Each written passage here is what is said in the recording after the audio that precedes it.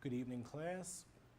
We will go through chapters 13 and 14 tonight on interpersonal communication and theoretical foundation, and we'll also look at relationships in chapter 14. So I'm not going to spend too much time on these, but I will do my best to go through some of the information in order to help you guide through and navigate through this information. So connecting with others via interpersonal communication. We communicate with others through what we call interpersonal communication in order to set up relationships, which is an association between at least two people. That's basically what makes this world go around. Without relationships, we would not be able to survive, because relationships, whether they are personal or formal or non-formal, they make our lives work.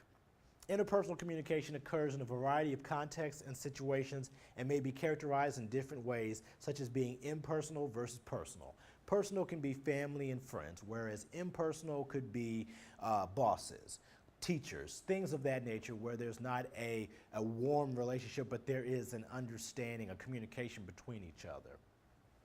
So there's different theories of interpersonal communication. We'll go through these individually as we go through this lesson, but right now we'll go through each one of them and just tell you what they are. Uncertainty reduction theory, uncertainty management theory, social information processing theory, social penetration theory, social exchange theory, interpersonal needs theory, dialectical theory, push and pull. First, we look at uncertainty reduction theory. Uncertainty reduction theory suggests that when we need to meet others, we need to know about them, and our tendency to need to know makes us draw inferences from observable physical data. Basically, if you're going to meet somebody, let's say you're going to meet somebody for the first time, whether it's a teacher, whether it's a classmate, whether it's somebody that you've never met before.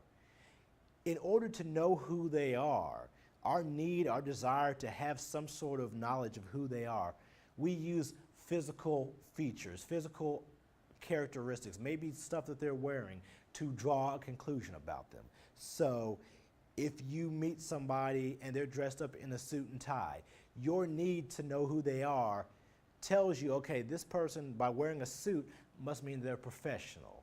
Maybe they're an important person. Maybe they're a politician. They're a businessman, a CEO. Your desire to know something about them means that you'll use their physical characteristics and physical data to make assumptions about them. So Berger has three prior conditions: deviance, incentive, value, reward, anticipation of future contact. So deviance means it could be different than what you think it is. What you believe that assumption to be could be completely wrong. It deviates from what it actually could be. Whereas incentive, value, or reward, your incentive, your value, your reward for finding out about this person is that you'll be more comfortable around them. You're not as nervous, as scared to be around that person. Or maybe you're able to get something from that person because you're able to know who they are, what type of person they are. Anticipation of future contact. Maybe you know you're going to see this person again sometime. So if I see you across the hallway, maybe I'm not going to talk to you now, but by looking at the clothes you wear, I can assume that you're an athlete. So when I do meet you, maybe 2 weeks from now, I can say, oh, you're an athlete. I saw you a couple weeks ago wearing your football jersey or your basketball jersey. Now I have an idea of who you are, rather than you being a complete and random stranger to me. Uncertainty management.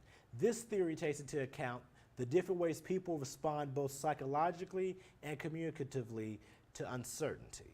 The theory has three main features: the interpretation and experience with uncertainty, the effect of emotion related to uncertainty, and the ways communication and emotion are managed when uncertainty exists. So basically, how do you deal with uncertainty? When you don't know somebody, when you don't know who they are or how they may react to you, how do you manage that uncertainty? How do your emotions? Are you able to be calm and cool and collected? Do you freak out? Do you wig out? Do you yell and scream? Do you cry? How does your emotions affect you? What is your experience? Have you been in the situation before? Have you been around people that you don't know and been able to strike up a conversation with them? Or are you the person that no matter what, you don't? It doesn't matter, you don't talk to them, you just kind of hole up in a corner. Social information processing theory. In the graphic on the PowerPoint, it says, how is it possible that you have 203 Facebook friends and have no friends in real life?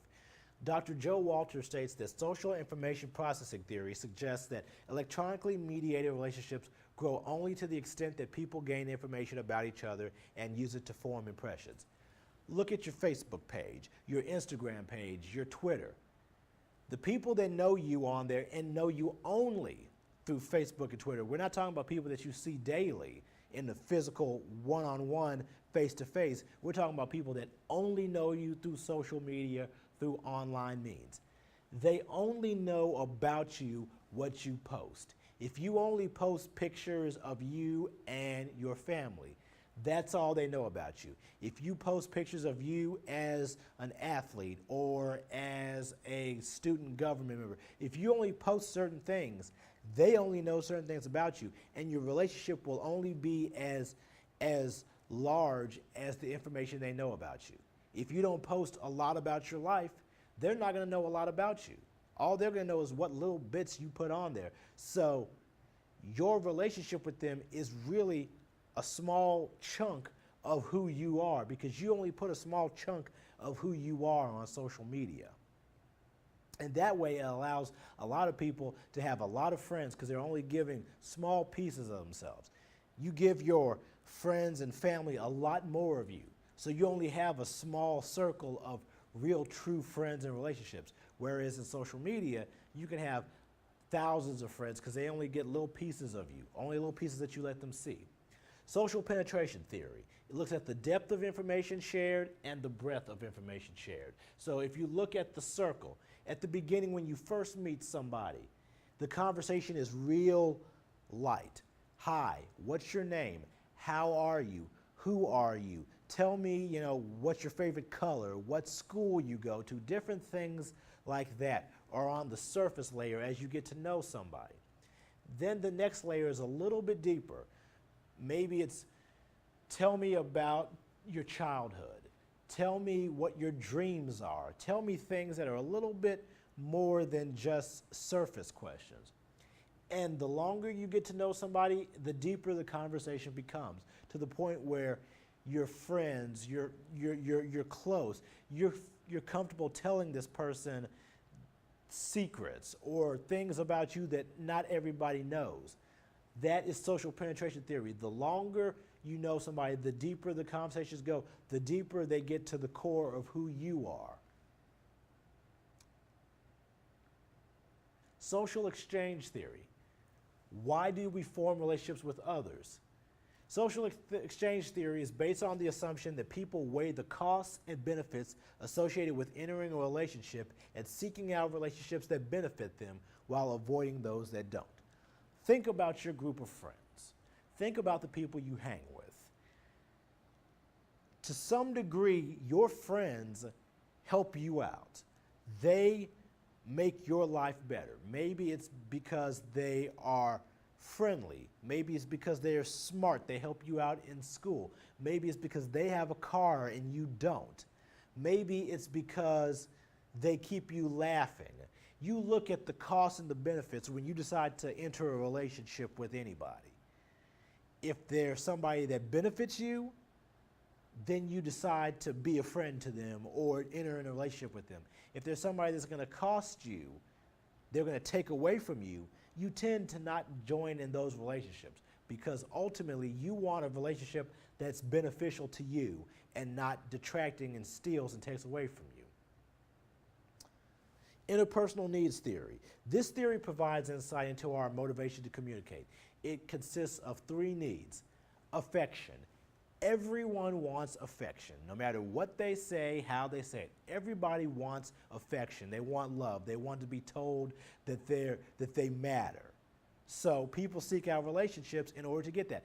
Why else do people get married, have boyfriends and girlfriends? To get affection. Inclusion. It encompasses our need to feel significant and worthwhile. People join clubs, people join organizations to feel worthwhile, to feel like they're a part of something. They're included in the group. And then control, our motivation for power or influence in our relationship. People get in relationships to control the relationship. Some people want to be the leader, the controller. In marriages, sometimes you see one person controls the other. They lead the other person. They tell the other person what to do. That is considered an interpersonal need. The reason why they are doing what they do is because they want to be a part of the relationship. They want to have some level of control over it. And then you have dialectical theory, push and pull.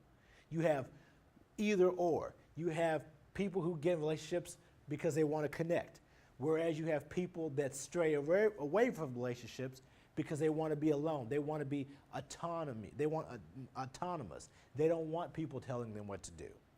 You have relationships built on openness and closeness. Some people want to tell you everything about them, know who I am. And then there's some people, they keep very close to the vest. They don't tell a lot about themselves. You have novelty versus predictability. You have these different types of relationships where every day is a new adventure. You do something new. Maybe, hey, we're going to go on a trip this week. Next week, we're going to go deep sea diving. We're going to go jumping out of an airplane. Whereas you have the other relationships where it's predictable. Every day you guys do the same thing. You go to work, you see each other, you say hi to each other. That's it. Your relationship is predictable. You know what's going to happen, no changes. And then managing relational tensions. Every relationship has some sort of tension. How do you manage that? What are the things you do to keep your relationship happy and healthy? Some people talk it out. Some people get quiet. How do you work out your relationships? So now we look at self-disclosure in relationships. In the picture, these two guys are laughing, talking, having a good time. So why do we voluntarily share information about ourselves with others? Well, self-disclosure is voluntarily sharing information about ourselves that another person's not likely to know about us. So it's not information that everyone knows. It's not general knowledge. It's information that we tell this person because nobody else knows it or very few people know it. Maybe it's that you're scared of the dark. That's not something that everybody knows. You tell a particular person for a reason. You tell your best friend for a reason. The reasons can be self-presentation, relationship building, and catharsis. Self-presentation meaning you want whoever you're entering in a relationship with to know who you are. You want to present that side of you. Hey, I'm scared of the dark. I just want you to know up front, I'm scared of the dark. Relationship building. Sometimes it's you feel if I tell you a little something, you'll share something with me. It's reciprocation. I tell you a little bit about my life and who I am, you'll tell me a little bit about who you are. And then catharsis. Sometimes you just want to get it off your chest. Maybe you've been holding this secret for years. I'm scared of the dark. I want to tell somebody. I need to tell somebody. You tell somebody, you tell this person that you're entering in a relationship with. Now all of a sudden, I feel better. Now I'm not burdened by this information that I couldn't tell anybody. Things to consider. Sometimes you can tell too much about yourself. Too much self-disclosure can be risky and harmful because now you're at the mercy of the person you told. Let's say the relationship goes sour. They know more about you than you need them to know, and they can use it against you. Sometimes self-disclosure and privacy. Sometimes telling somebody too much information can be an invasion of your privacy. Now they're going to use that information against you. Now they're going to get into your personal space where you don't want them to be. Self-disclosure and culture. Some cultures are very open. They encourage you to tell your emotions, your feelings. And there are some cultures that are very closed. They don't want you expressing your feelings or your emotions at all. That's just the way they're built. Self-disclosure and gender. It's a stereotype that men don't disclose very much about themselves. Men are very quiet. They don't give out their emotions very easily. They don't talk about who they are and how they feel. That's not part of the male culture. Whereas women are stereotyped as being the emotional ones who are always wanting to start a relationship, always wanting to talk, always wanting to be included in something. And then you have self-disclosure and rhetorical sensitivity. These are situations and factors that you must consider before you begin communicating with somebody. How somebody's going to take the information that you present to them. Maybe you're a convicted felon and you decide to disclose that to your next door neighbor. You have to take into account that they may feel very uncomfortable living next door to a convicted felon, even though all you did was maybe you cheated on your taxes. You didn't kill anybody or hurt anybody.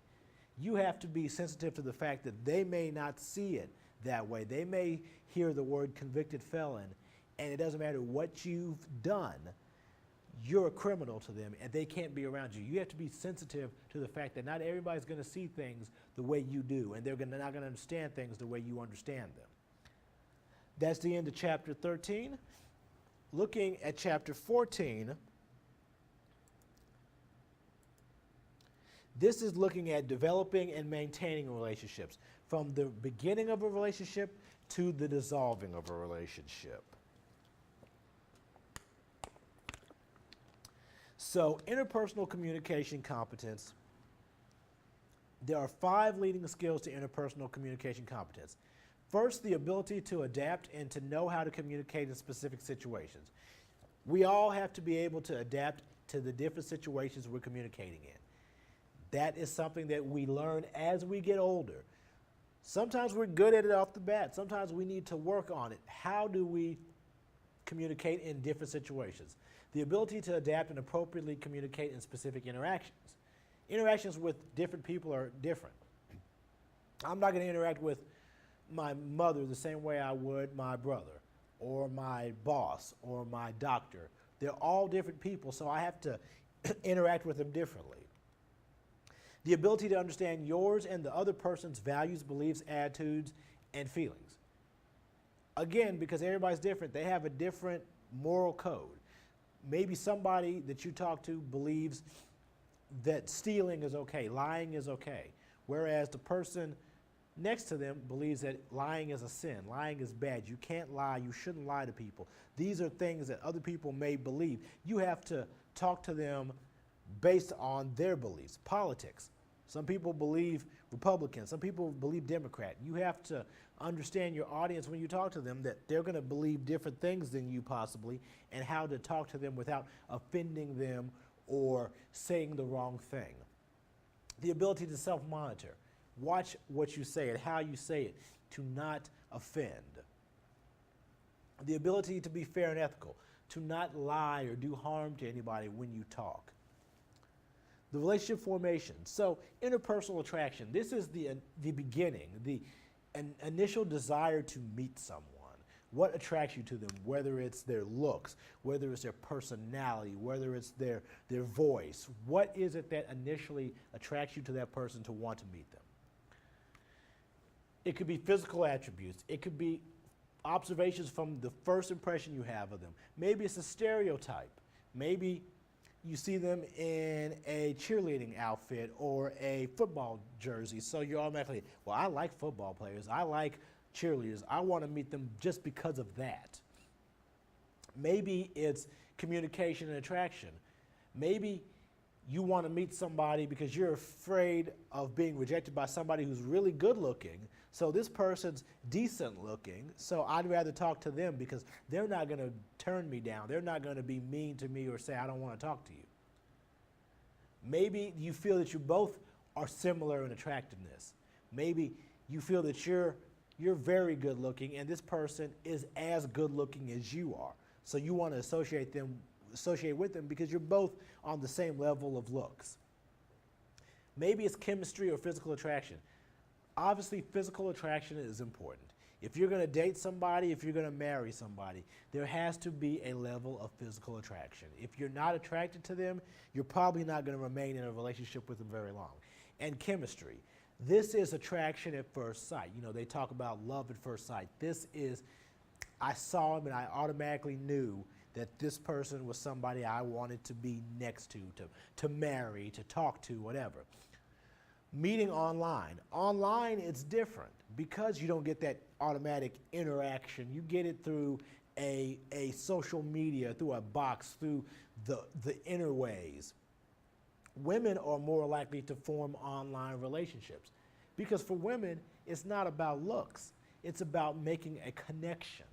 And whether that's through type, whether that's through picture, whatever, women are more able to make that connection. Men, however, men want to see that person up close. They want to be able to look them up and down and size them up. I like them. Oh, I don't like them.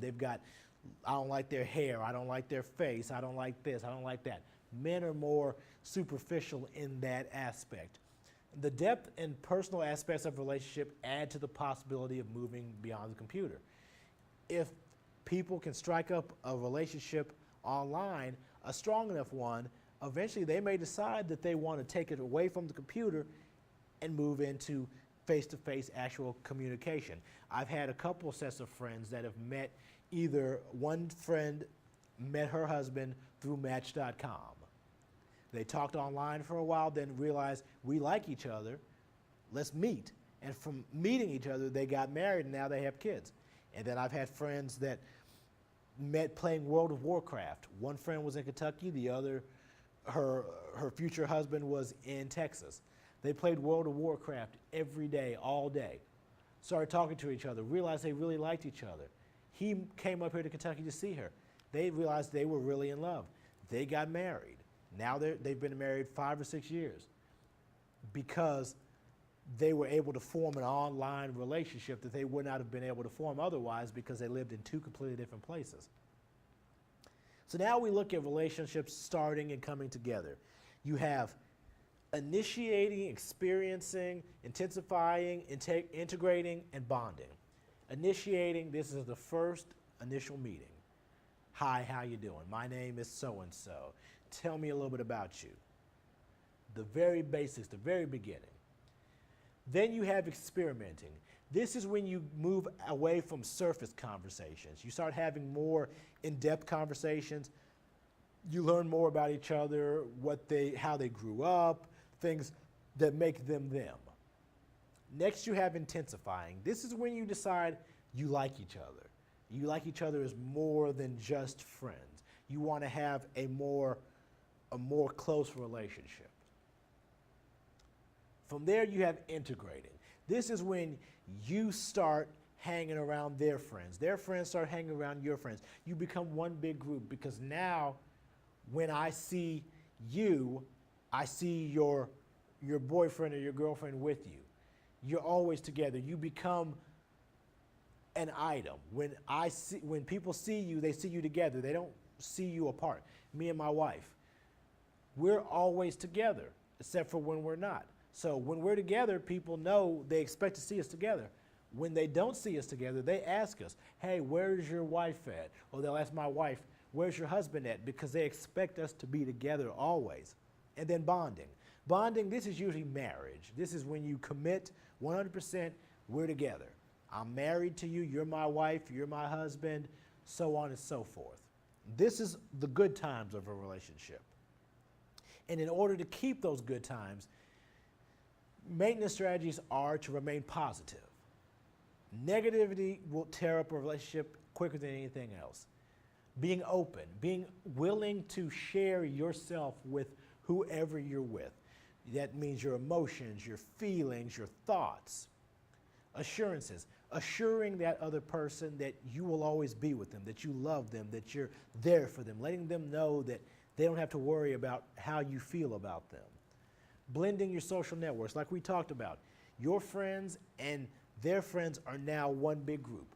You all hang out together. There's no, well, you can't hang around my friends or I'm not going to hang around your friends. You're all one big group.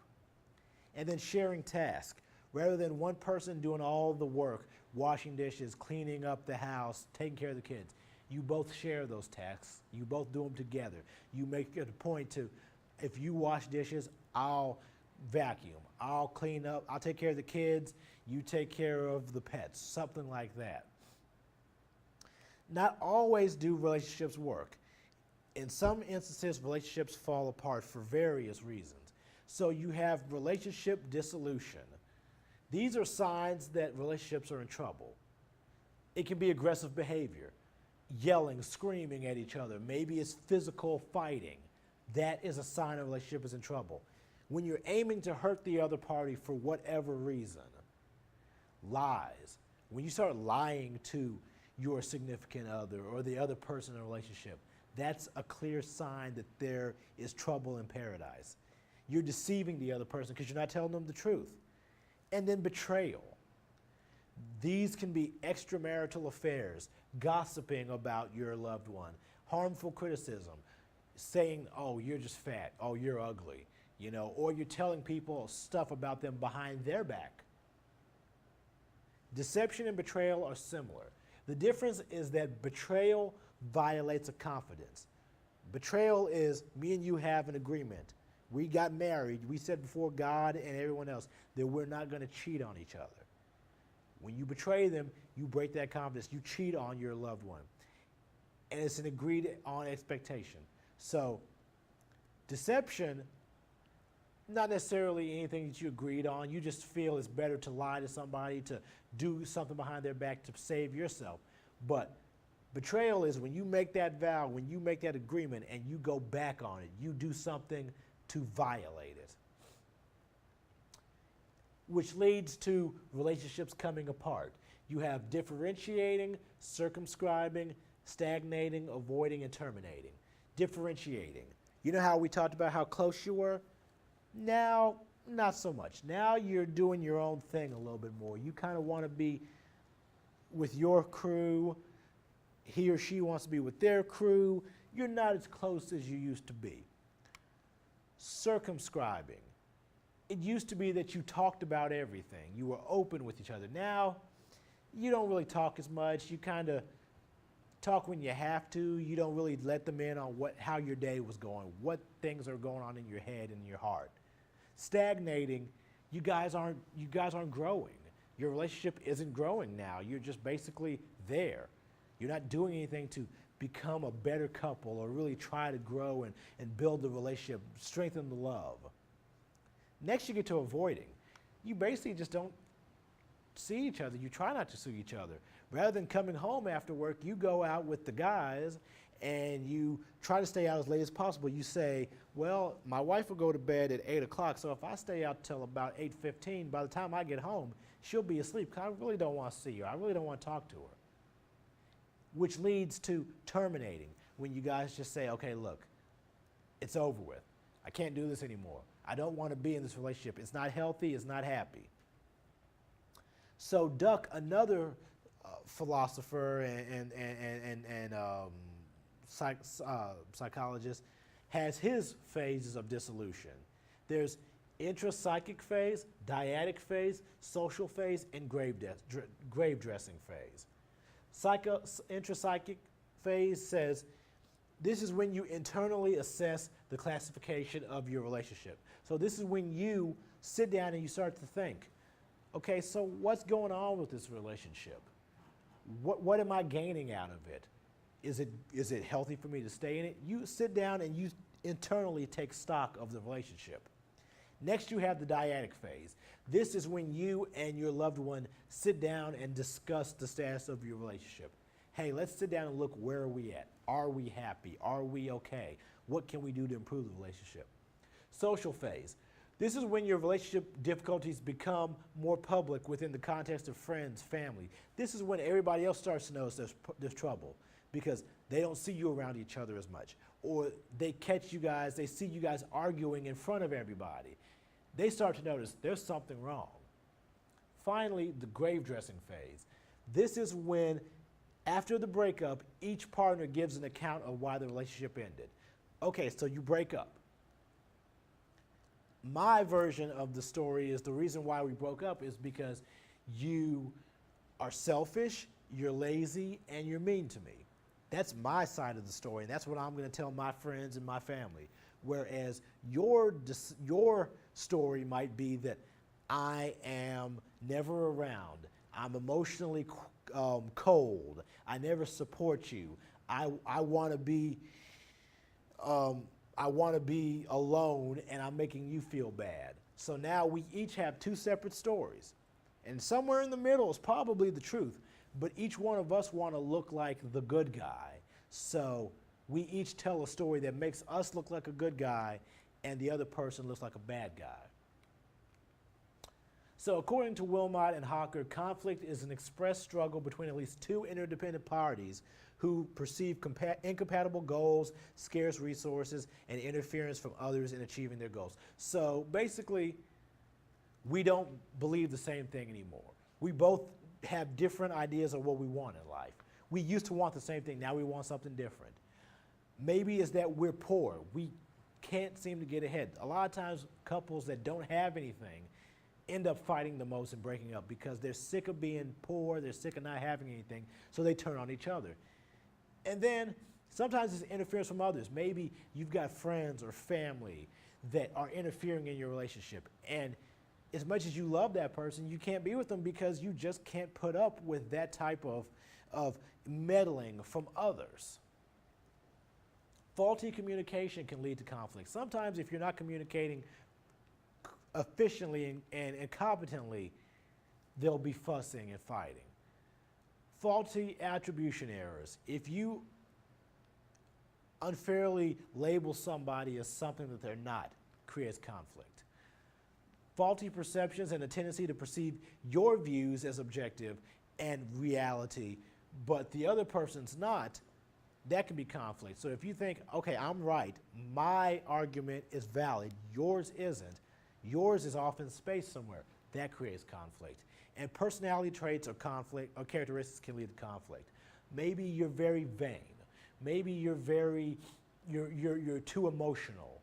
Those can lead to conflict. So there's both sides of conflict. There's winner versus loser, which can be destructive. These are you have two aggressive behaviors. Maybe you're withdrawing your feelings, your emotions. Destructive things can prevent working or feeling good about yourself. You don't do anything because you don't feel good about yourself now, because your relationship is what makes you feel good about yourself. And without it, you feel bad. It forces us to do things we don't want to do. Sometimes we do things we don't want to do to keep a relationship. Even though we know the relationship's not good for us, we do the worst things in order to keep that relationship. Sometimes the outcome is more important than the relationship. You'd rather win the argument. You'd rather be right than apologize or bite the bullet and say, you know what, I'd much rather us have a healthy relationship than me being right. It can be a form of bullying. Sometimes this conflict can be a form of bullying, trying to create control in a relationship. I got to have control, whereas you need to bow down to me. Sometimes conflict can be beneficial. Sometimes it brings out problems that need to be addressed. Maybe it's a problem you've been sitting on for a while. Now you guys get the chance to address it. It can bring people together to clarify their goals and explore new ideas. Maybe it's something that you guys need to hit the reset button, refresh the relationship, find ways to make it new and interesting again. That can be achieved through conflict. Sometimes it eliminates resentments and helps in understanding. You can resolve issues that have been sitting there on the table for a while that you haven't had a chance to talk about and get out in the open. Now you don't resent each other anymore. You don't hate each other anymore. You understand each other and you can move forward. It can bring out your creativity. It gives you a chance to come up with new ways to work your relationship, to be able to have a healthy relationship. Produce acceptable outcomes. You can come up with outcomes that both of you agree on, both of you like. Pay attention to other points of view. It allows you to step outside of your comfort zone and see what somebody else is thinking and how they're thinking and what they're thinking about. And it can bring new life into a relationship. Sometimes relationships, they don't die, they just need to be reset. They need to have a new starting point. Sometimes conflict can do it. Maybe your relationship, you have a big drag out fight, and then you decide after that, okay, we're gonna put all that stuff that happened last week, last month in a box, throw it away. Starting today, we start fresh and new. We have a new relationship. It's like last week never happened. Strategies for conflict management: withdrawing, accommodating, forcing, negotiating, collaboration. Sometimes you need to withdraw from a situation. If you're feeling that there needs to be some resolution, withdraw. Move away for a little while. Then come back when you're ready to talk about it. Being accommodating. How can I help you feel better about the situation? What can we do to make things better and easier for you? Forcing. Sometimes if somebody doesn't want to talk to you, sometimes you have to force the issue. Talk to me. Let's work this out. Negotiating. Okay, negotiating is 50-50. What can I do to give you half of what you want, and hopefully I can get half of what I want? Collaboration. Let's come up with an idea, completely something new, nothing that's already been on the table. Let's come up with a creative new idea and find out if that'll work to solve our problems. Competent communicators can address issues clearly, treat others with respect, and know that praise will most likely produce desired responses. Improving competence can be done by establishing supportive and caring relationships, nurturing a supportive environment, invite more communication, ask for more communication. Whenever there's a need, let's talk as much as possible. And that's chapter 14. We will do more with the upcoming chapters and the upcoming tests and papers later. So good night, and I hope you have enjoyed this. And if you have any questions, feel free to email me.